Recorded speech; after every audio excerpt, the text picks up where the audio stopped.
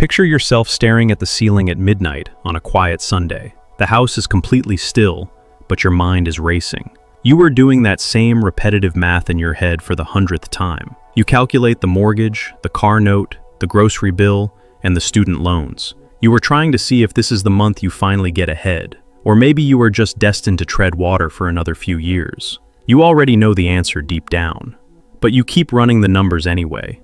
It feels better than admitting that this constant pressure is just your normal life now. Then you think about your neighbor. He lives in the same style of house and earns a similar income, but last Tuesday, he just decided to stay home. He didn't have a family emergency or a meeting. He just didn't feel like going to work, so he didn't. He isn't secretly a millionaire. He just stopped doing that late-night math. My name is Saraz Patwari, and I spend a lot of time studying why similar people end up with such different levels of freedom. Welcome to the channel. If you find this helpful, please consider subscribing for more financial insights. Today we are exploring something the finance world rarely explains well. We are talking about what actually happens to your brain and your bank account the moment you make that very last mortgage payment. By the end of this video, your perspective on debt is going to change forever. You see, when you are 12 years into a 30-year loan, you don't realize you are in a trap. You think you just have a bill. But in reality, you are serving a financial sentence you've stopped noticing. Let's look at the brutal reality of the numbers in 2025. The average monthly mortgage payment has climbed to over $2,300. If you bought a home recently at higher interest rates, that number is likely closer to $2,800. Now consider that the median American household takes home about $5,400 after taxes. This means a standard mortgage is eating up over 40% of your disposable income. Most financial experts say you should never spend more than 28% on housing. This means most people are walking around 15 points over the safety limit every single month. You are essentially being financially strangled in slow motion for 3 decades. Let's look at a typical family we will call the Thompsons. They earn a combined $110,000 a year. That sounds like a great middle-class life until you see the expenses. After taxes and a small retirement contribution, they have about $6,800 a month. Their mortgage on a standard suburban home is $2,400. Then you add property taxes and homeowners insurance. You also have to set aside money for maintenance because the roof won't fix itself. Suddenly, they are paying $3,300 just to exist in their own home. They have $3,500 left for everything else. Now add 2 car payments and insurance. Factor in gas and student loan payments. Don't forget health insurance premiums and the rising cost of groceries. After utilities and phones, they have less than $200 left. We haven't even mentioned clothes, kids' activities, or a simple night out. The Thompsons are not being reckless. They don't own luxury boats or go on fancy vacations. They are just 2 working adults who follow the rules. Every career choice they make is filtered through a single fear. They wonder if they can still pay the mortgage if they take a risk. That question runs in the back of their minds like a computer program that never shuts down. But imagine the day that program finally closes. When the mortgage is gone, everything changes. Many people misunderstand the impact of this moment. They either think it solves every problem, or they underestimate the power of the extra cash. When the payment vanishes, you don't get the full amount back. You still have to pay the government and the insurance company. For a $400,000 home, you might still spend $800 a month on taxes and upkeep. But if your old payment was $2,800, you just found $2,000 of pure freedom. This is where the magic happens. If you take that $2,000 and put it into a simple index fund, the results are staggering. In just 5 years, you could have nearly $150,000. In 10 years, that grows to over $360,000. If you keep it up for 20 years, you are looking at over $1.1 million. More than half of that wealth comes from compound interest, not your actual labor. The bank will never tell you this when you sign those papers. They won't mention that their loan is the only thing standing between you and $1 million portfolio. Now, we have to talk about the common argument from the math experts. You will often hear that if your mortgage rate is low, you should never pay it off early. They say you should invest that extra money instead. Mathematically, they are often right.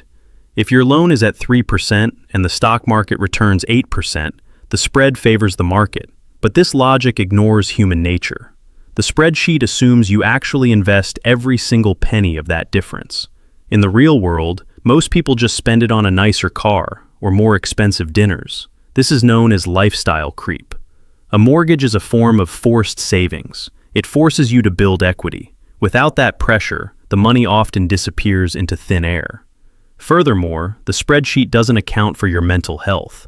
It is one thing to see your stocks drop during a market crash when you owe the bank money. It is a completely different feeling to watch a market crash when you own your home outright. One situation is a crisis, the other is just a temporary dip. Debt actually impairs your ability to think clearly. Research shows that carrying heavy debt reduces your cognitive performance. You are literally making life decisions from a compromised state of mind. If your mortgage rate is above 7%, paying it off is a guaranteed return that is hard to beat. If it is lower, it becomes a personal choice. But remember that the goal isn't just to have the biggest number on a screen. The goal is to have the most freedom in your actual life. Psychological studies have shown incredible things about debt elimination. When people move from having debt to being debt-free, their clinical anxiety levels plummet. They become less impulsive and more focused on long-term goals. Interestingly, the brain cares more about closing the account than the actual dollar amount.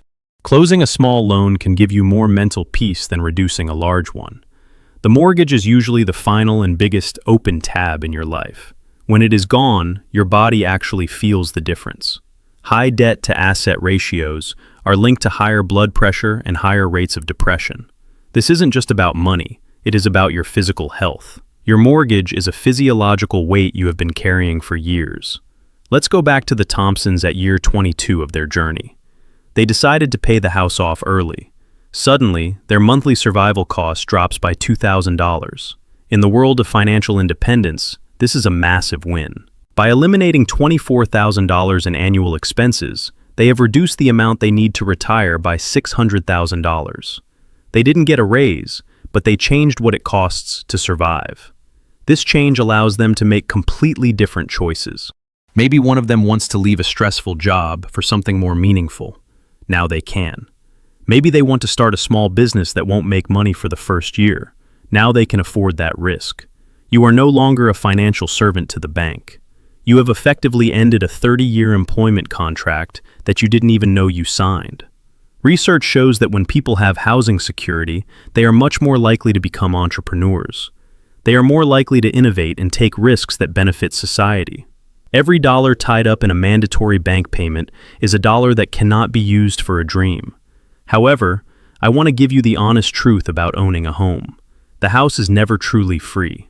Even without a mortgage, property taxes are rising across the country. In some states, you might still pay $700 a month just to the local government.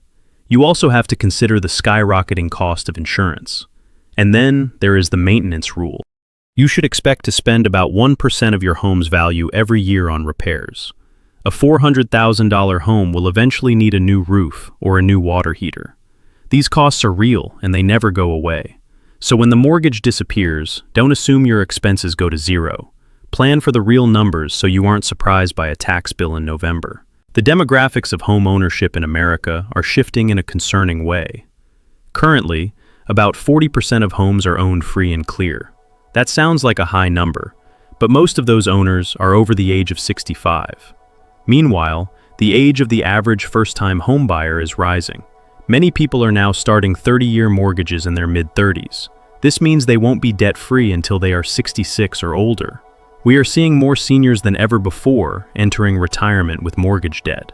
In the past, only a tiny fraction of people over 80 had a mortgage. Today, that number has jumped significantly. We are normalizing the idea of carrying debt into our final years. But this isn't normal, and it isn't healthy. Only a small percentage of Americans are completely debt-free. Being part of that group makes you rare and gives you an advantage that most people will never have. So, how do you get there faster? You don't need a miracle, you just need a strategy. One of the simplest methods is making bi-weekly payments. By paying half of your monthly amount every 2 weeks, you end up making 13 full payments a year.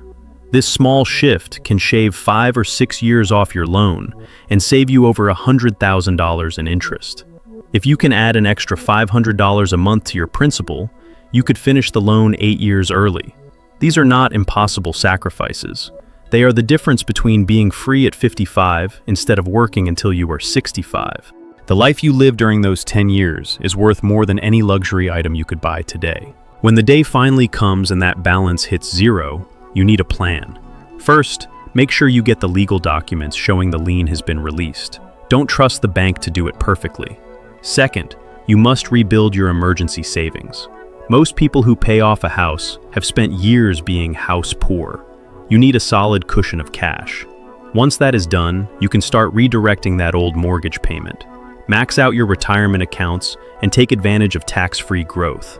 If you keep investing that $2,000 a month, you will build a massive fortune in a very short time. You won't be doing it because you are lucky. You will be doing it because you survived the mortgage and removed the biggest obstacle to your wealth. I want you to remember that your mortgage is more than a bill. It is a permission slip you have to ask for every time you want to change your life. Do you want to quit a job you hate? You have to check with the mortgage first. Do you want to travel for a few months? The mortgage says no. For most of your adult life, this debt is the invisible hand that controls your path. When that hand lets go, you finally get to decide what you want. The Thompsons found that out, and you can too. The goal isn't just to be rich, it is to be free. The people who reach the finish line aren't always the highest earners. They are the ones who realized how much their freedom was worth and decided to go get it. Thank you for watching. I am Saraz Petwari, and I hope this helps you on your journey to financial peace. Don't forget to subscribe to the channel for more videos like this. I will see you in the next one.